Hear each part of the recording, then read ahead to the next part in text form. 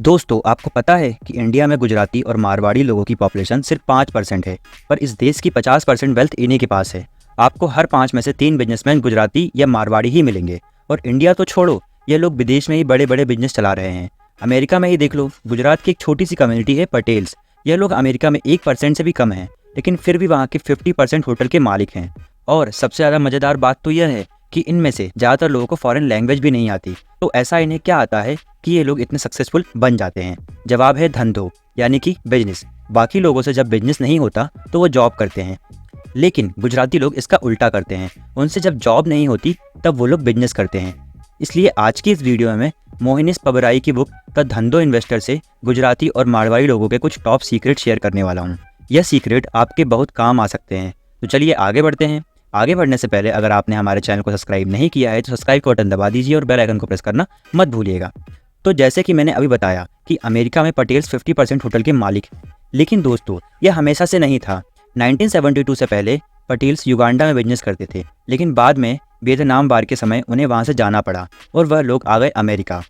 अब यह उनके लिए बिल्कुल नया देश और नया शहर था, और सबसे बड़ी प्रॉब्लम इन्हें इंग्लिश बोलना भी नहीं आती थी। तो ऐसे में उन्हें वाइट कॉलर जॉब मिलना बहुत मुश्किल था। और अगर दूसरे काम देखें तो वहाँ पर कोरियन लोग ग्रोसरी बिजनेस में थे, चाइनीज लोग लॉन्ड्री बिजनेस में थे, सिख और पाकिस्तानी लोग कैब ड्राइवर का बिजनेस करते थे। तो ऐसे में पटेल्स ने सोचा कि क्यों ना होटल के बिजनेस में घुसा जाए, क्योंकि वॉर की वजह से कोई बाहर नहीं निकल रहा है और होटल वैसे भी लॉस में ही चल रहे हैं। तो ये बिल्कुल सही टाइम है होटल खरीदने का। और वैसे भी कुछ टाइम बाद सिचुएशन नॉर्मल हो जाएगी तो होटल का काम चलने लगेगा। दोस्तों, अब हम लोगों को बिजनेस या फिर स्टॉक मार्केट में हर जगह यही सुनने को मिलता है कि अगर हाई रिटर्न चाहिए तो हाई रिस्क लेना पड़ेगा, लेकिन धंधो फ्रेमवर्क इस कॉन्सेप्ट का उल्टा कर देता है।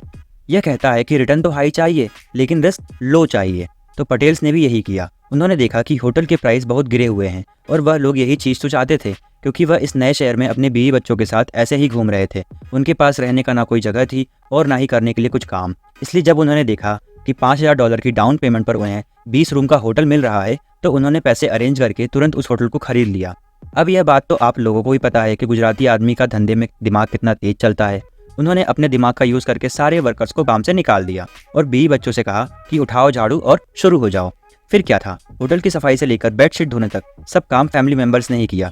अब तक उन्होंने यह फिगर आउट कर लिया था कि उनकी फैमिली को रहने के लिए 3 से 4 रूम इनफ है, जिससे रेंट बचेगा, और स्टाफ को तो पहले ही भगा दिया तो उनकी सैलरी के पैसे भी बच जाएंगे।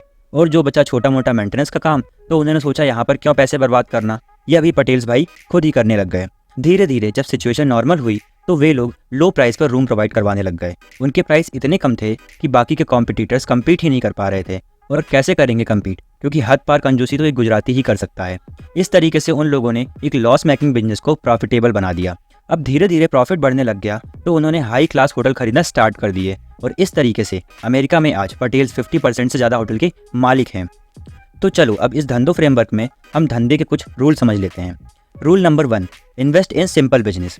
देखो दोस्तों, हमें यह तो पता है कि जो बिजनेस ऑलरेडी चल रहा है उसको खरीदने से बहुत फ़ायदा हो सकता है, लेकिन हमें उसकी इंट्रिंसिक वैल्यू पता होनी चाहिए, क्योंकि किसी बिजनेस की इंट्रिंसिक वैल्यू से ही हम पता लगा सकते हैं कि इस प्राइस पॉइंट पर यह बिजनेस फ़ायदेमंद है या नहीं। अब दोस्तों, सवाल यहाँ पर यह आता है कि इस इंट्रिंसिक वैल्यू को कैलकुलेट कैसे किया जाए। ये बहुत सिंपल है। आपके बिजनेस का मंथली कैश इनफ्लो और कैश आउटफ्लो के डिफरेंस से ही इंट्रिंसिक वैल्यू का पता चलता है। अब कैश इनफ्लो और आउटफ्लो सिर्फ सिंपल बिजनेस का ही प्रिडिक्ट किया जा सकता है। तो आप लोगों ने देखा कि पटेल्स ने भी होटल जैसे सिंपल बिजनेस को सिलेक्ट किया, एक ऐसा मॉडल जो कि ईजी टू अंडरस्टैंड था और उनके पास रेवेन्यू मॉडल की हिस्ट्री थी। तो उन्होंने उस पुराने सेल्स के बेस पर अंदाजा लगा लिया कि कम से कम इतनी सेल तो होगी ही। याद रखना कि वह लोग सिंपल बिजनेस में इन्वेस्ट करते थे, स्टूपिड बिजनेस में नहीं। सिंपल बिजनेस बहुत ही पावरफुल होते हैं। आइंस्टीन भी कहते हैं कि इंटेलिजेंस के 5 लेवल्स होते हैं: smart, intelligent, brilliant, genius and simple. Einstein के according simplicity highest level of intelligence है। तो धंधा फ्रेमवर्क भी सिंपल है और इसीलिए इसमें पावर है, जो कि गुजराती और मारवाड़ी लोगों को इतना पावरफुल बनाता है। तो दोस्तों, कहने का मतलब यह है कि सिंपल बिजनेस ही लॉन्ग टर्म में सर्वाइव करते हैं और प्रॉफिट निकाल कर देते हैं। ऑथर तो इतना भी कहते हैं कि अगर आपको बिजनेस समझाने में एक पैराग्राफ से ज़्यादा लिखना पड़ रहा है तो इसका मतलब कि आपके बिजनेस में कुछ फंडामेंटल प्रॉब्लम है। सेकंड रूल है invest in business with durable modes. आपने पुराने राजाओं के किलों के चारों तरफ खाई देखी होगी, जो कि किले को प्रोटेक्ट करती थी। उसी को कहते हैं मोड्स। इसी तरह बिजनेस में कुछ मोड्स होते हैं। चलो इसे एग्जाम्पल के थ्रू समझते हैं। चंपकलाल आपके पूरे एरिया का एक ही बार्बर है, यानी कि नाई, और वहीं से सब लोग अपने बाल कटवाते हैं। तो सिंपल सी बात है कि उसके प्रॉफिट भी ज़्यादा होंगे। अब अगर इस एरिया में एक और नया नाई आ जाता है तो अब चंपकलाल को अपना प्राइस कम करना पड़ेगा, क्योंकि अब कस्टमर के पास एक और ऑप्शन है। लेकिन अगर चंपकलाल ने ड्यूरेबल मोड्स बिल्ड किया है अपने बिजनेस के लिए, तो अब नया वाला नाई भी कुछ खास नुकसान नहीं कर पाएगा। जैसे कि अपने कस्टमर से फ्रेंडली वे में बात करना, कभी कभी कम प्राइस में बाल काट देना, कभी कभी किसी कस्टमर के लिए सुबह जल्दी दुकान खोल देना, यह सब चीज़ चंपकलाल के लिए मोड्स का काम करती है। ऐसा करने से कस्टमर का दुकानदार के साथ ट्रस्ट बन जाता है और फिर वह कहीं और जाने से पहले 1000 बार सोचता है। लेकिन दोस्तों, किसी भी बिजनेस का मोड्स परमानेंट नहीं होता। यहाँ तक कि आज की डेट में जो भी बड़ी बड़ी कंपनी है जैसे कि ईबे, टोयोटा, गूगल, माइक्रोसॉफ्ट, ये सभी टेम्परेरी मोड्स पर ही ऑपरेट करती हैं। तीसरा रूल है फिक्स्ड ऑन आर्बिट्राज। आर्बिट्राज मतलब किसी चीज़ को कम पैसे में खरीदकर ज़्यादा में बेच देना और प्रॉफिट अपने पास रख लेना। अब इसकी बहुत सारी टाइप्स होती है, लेकिन हम मेनली 4 टाइप्स की बात करेंगे। नंबर 1 सबसे पहले है आर्बिट्राज ऑफ टाइम। मान लो कि आप आज 5 लाख की कीमती जवाहरात और गोल्ड बिस्किट खरीदते हो और उन्हें 5 साल बाद बेचते हो, तो आपको मोटा प्रॉफिट मिलेगा, क्योंकि तब तक प्राइस बढ़ चुका होगा। दोस्तों, जब हम टाइम को यूज़ करके प्रॉफिट अर्न करते हैं तो इसे कहते हैं आर्बिट्राज ऑफ टाइम। बहुत सारे ज्वेलर्स और खासकर मारवाड़ी लोग बहुत सारा गोल्ड खरीद कर रख लेते हैं, क्योंकि बाद में वैसे भी इसकी कीमत बढ़ने ही वाली है। इसके बाद सेकंड होता है आर्बिट्राज ऑफ प्लेस। मान लो कि आपने कुछ डिजाइनर बैंगल राजस्थान से खरीदे और मुंबई में सेल कर दिए। यानी कि जब हम 2 प्लेस के डिस्टेंस को एक्सप्लॉइट करके प्रॉफिट अर्न करते हैं तो उसे आर्बिट्राज ऑफ प्लेस कहते हैं। आपने देखा होगा कि बड़े बड़े ट्रेडर्स यही करते हैं। वे लोग कपड़े और मशीनरी पंजाब से खरीदते हैं, डिज़ाइनर साड़ी गुजरात से खरीदते हैं और टी और कॉफ़ी असम से खरीदते हैं और बाद में उन्हें अलग अलग स्टेट में सेल कर देते हैं। तीसरा है आर्बिट्राज ऑफ वैल्यू। मान लो कि आपको किसी के बर्थडे पार्टी की डेकोरेशन का काम मिला है। अब आपने बलून्स, स्टिकर, केक और लाइटिंग इन सब चीज़ों पर 5000 रुपये खर्च किए हैं।